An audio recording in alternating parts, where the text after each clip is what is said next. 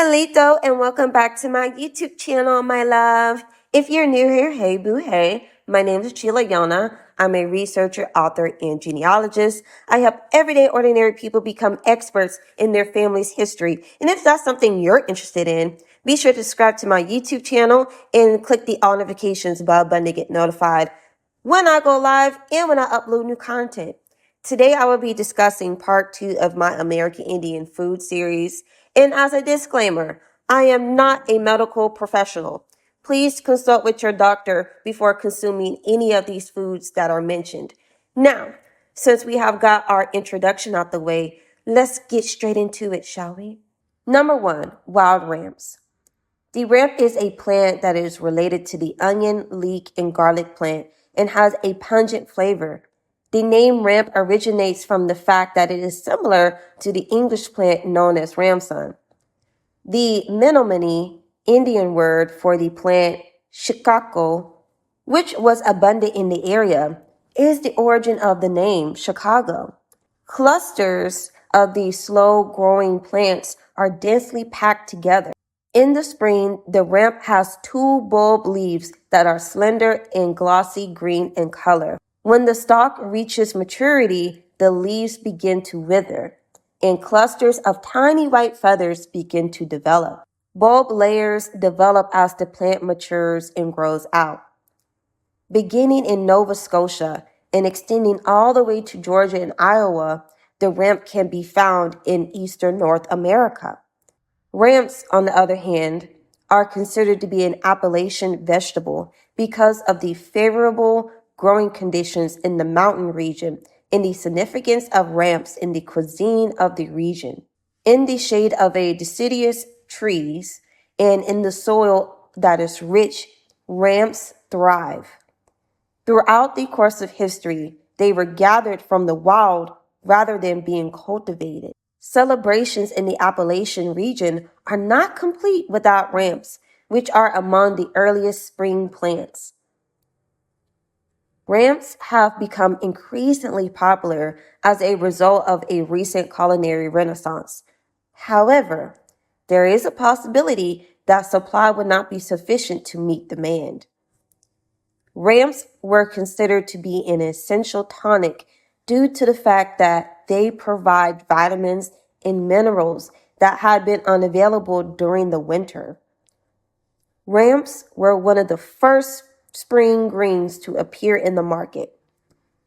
When young plants were consumed by the Iroquois, they were seasoned with salt and pepper, while the Cherokee prepared them by boiling or frying them. In preparation for the winter, the Ojibwa and the Menominee dried and stored portions of the ramp. Ramps that are still young are consumed for their leaves and bulbs.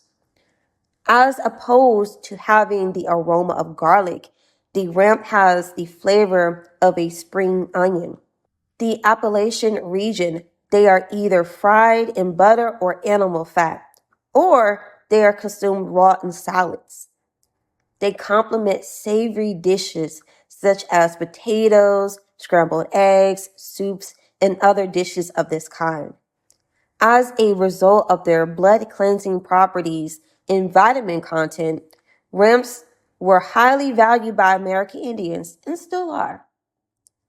According to Cherokee traditions, the juice of the plant was used to treat earaches and colds, while the root was used by the Chippewa to induce vomiting. For the purpose of treating intestinal worms, the Iroquois developed a tonic that was derived from this plant. Number 2, Seminole pumpkin. The Seminole pumpkin is comparable to that of a butternut squash. The cultivation of this particular variety of pumpkin was widespread across the state of Florida prior to the arrival of the Spanish in the 16th century.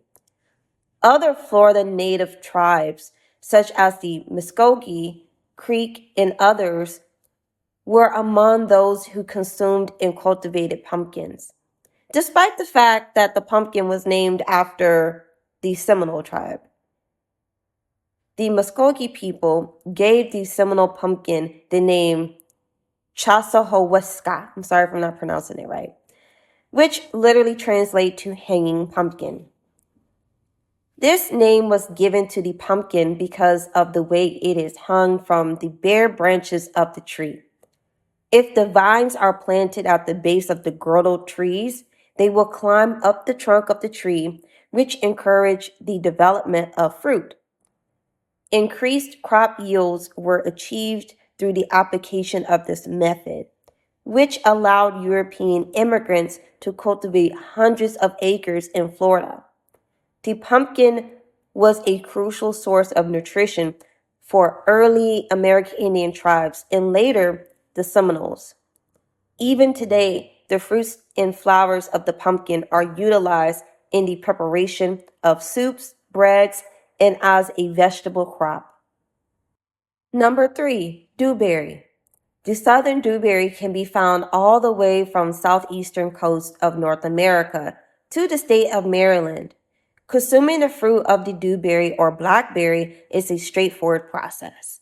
The berries can be consumed raw, cooked, combined with other foods, or pressed into a juice.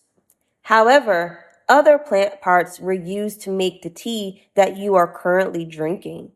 The Cherokee consumed the berries either raw or cooked with other food, and they also made juice from the berries. For consumption, it can be eaten straight from the vine, baked into a pie, or used as a jam. The consumption of this particular wild plant is a good place to begin if you're unsure about eating strange and unusual plants. In the region of South Louisiana, these black beauty berries that mature at an early age are referred to as blackberries. There are dewberries, also known as southern dewberry. This species of dewberry is native to South Louisiana and is frequently confused with blackberries. There is a possibility that the low-growing shrub can be discovered in fields or thickets, as well as along roads and highways. When picking these, it is important to wear gloves so that you do not get scratched by the thorns. Only during the late spring and early summer months are dewberries available for harvest. The fruit was gathered by American Indians for the purpose of both direct consumption and the production of juice. Both the leaves and the fruit of the plant were utilized by American Indians in the production of a variety of herbal medicines for a variety of purposes, including as an anti-diarrheal, a treatment for hemorrhoids, arthritis, and sore throat, and as a general tonic. The Cherokee used southern dewberry. The Cherokee used the southern dewberry for these reasons. In addition to that, they utilized it as a technique for controlling urination and treating venereal diseases. The Seminoles concocted tea from the leaves in order to treat gastrointestinal conditions. Number 4, mesquite beans. Indigenous communities made use of this plant in a variety of different ways. The plant was used to make tools, musical instruments, and fuel, and the plant also had medicinal and ritualistic purposes. The beans of the plant were highly valued as a source of food because they were rich in sugar and protein.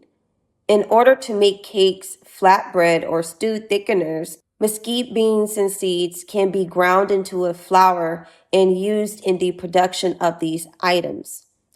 It is possible to make tea from the flowers and leaves of the mesquite tree, which have properties that are both laxative and headache relieving properties. However, it's possible to use the sap from the trees as an antiseptic, an eye wash, and a sunburn lotion through the process of diluting it with water.